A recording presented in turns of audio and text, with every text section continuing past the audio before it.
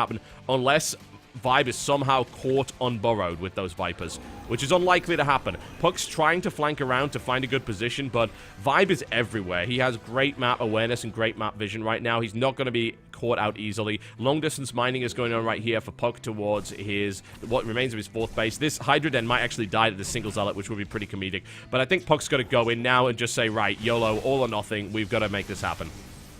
Yeah, I mean, yeah, that's the only way to say it right now is the army is going to be moving forward. He has no income. The Overlord has blocked the expansion, and he might back out for now, trying to buy a little bit of time. But again, with no income, I mean, really, what can he do? Because he has to save up for a Nexus, which is just going to mean more mining on the left side for Vibe. I mean, this one base of only 15 workers is going to be the saving grace, and some of these probes are going to get taken out here by Puck. So Puck, I mean, this is a tough situation for Protoss to be in because you see the supplies, and it's like, all right, he stands a chance. But then you look at the units that are involved in those supplies, and it becomes a much different story. I mean, the High Templar, they do have full energy now, but is that enough storms to actually kill off that many swarm hosts? I mean, really, unlikely. You mentioned it before, TB, but yeah, it's basically Vibe's game to throw away at this point. As long as he keeps his units alive, a couple of storms is not going to be enough to do it. The Vipers are there to pull the entire army in.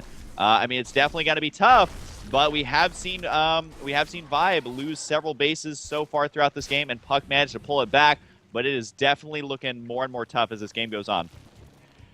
Yeah, we will see.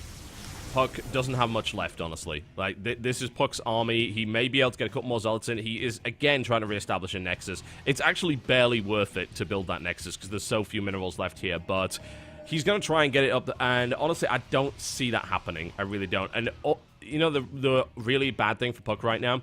He's in a position where sniping this fourth base of Vibe is just not going to happen. Like, the Locusts are going to prevent that. So, Puck's now in a position where he has to go for a base trade, I think.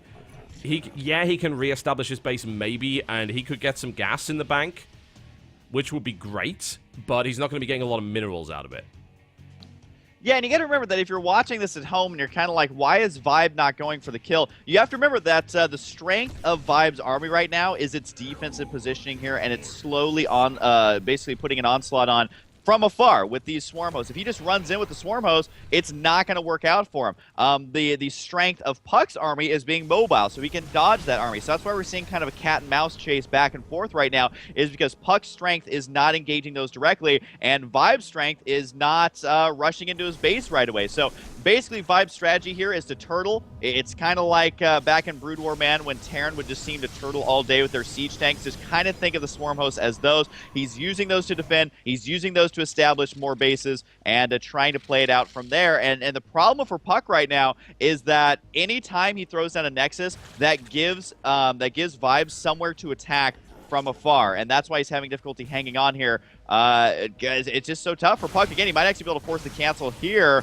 which would be nice. He is also going to get two of the swarm hosts right now caught out of position. Nice Those catch. ones were used for defensive capabilities, and we'll see, but he's kind of backed into a corner right now with no Mothership Core to save him. Well, that's going to be one dead Colossus by the looks of it. I don't see that one surviving, but as you said, he is now in a corner. Vibe could actually kill Puck right now. This army is all that Puck really has. Infest the Terran's going down right now, and this is going to be the last stand, I feel, for Puck. I don't see him getting out of this. I really, really don't. With that many Locusts coming in, this army is so incredibly quickly. There goes down another fungal growth. Double up duck comes in as well. The Colossus will die. They're in a blinding cloud here. They can't really do much at all. Puck plummets, and there's the GG. Oh, man. Wow. That took a while, but... Yep, that is the GG there.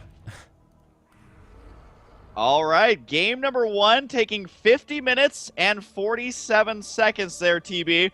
As I gotta say that really up until, I would say, the last 5 to 10 minutes, that was kind of anybody's game. But Protoss in that situation, if you have no income to keep up with that army, I mean, you just have no way of engaging those swarm hosts. Given he only had a couple of Colossus, he only had a couple of Storms, and a handful of Stalkers. I mean, really, there's no way to engage that. He doesn't have enough Stalkers to run around and blink on top of them. He doesn't have enough Storms to chew through not only the Hydras, but the Locusts as well. And he didn't have enough Colossus to be able to just attack those directly. So it was a tough spot for him. But overall, I gotta say, it was a pretty awesome game there for the majority of that back and forth. Both players having some missteps there that ended up getting their opponent back into the game. And that's a good way to start the tournament, I feel like, TB. Yeah, I think so. What's not good to start the tournament, of course, is the problems we're currently having with the connection. We are going to try and resolve that before the next game, folks, because obviously I don't want you guys having to deal with this nonsense. So we'll do our best to do that. But yeah, it was a long game. I think Puck maybe had a couple of opportunities there, but honestly, against that big swarm host style, it's so hard to engage because unless you can find a way to get rid of the swarm host, which would involve most likely a full sky toss transition, and good luck doing that, right? If you're under constant pressure, going for full sky toss takes a lot of work. And especially on this map, I mean, I was thinking about Sky Toss on this map. I mean, there's just not enough bases to easily secure on this map. And we saw how mobile the Zerg army can be there, moving back and forth and back and forth. So, yeah, I mean, Sky Toss with the Tempest would have been great in that situation because the Tempest are able to stay far enough away from the Vipers. They're able to attack the Swarm Host from afar. They don't do their full damage to the Swarm Host. They don't get that extra bonus damage, but they are able to attack from afar there. Even Carriers can be quite nice. If you're able to get Storms on the Hydras, the Carriers can literally kill everything else, but he just was never able to do that. As we were saying, I mean, his first attack, you could tell he was hoping to do more damage. And I think it really comes back down to that very first attack here, where he wasn't able to do it. He had the +1 attack on both the ground and air units, but he didn't do enough damage, and I think he was behind from then on out. Yeah, absolutely. Well, guys, we're going to be restarting the stream. We're most likely going to be offline for a few minutes while this actually happens. We've had reports from Twitch that the bandwidth coming through is in the red the entire time. However, the bandwidth coming from my computer is entirely stable. That means there's a problem between us and the Twitch server.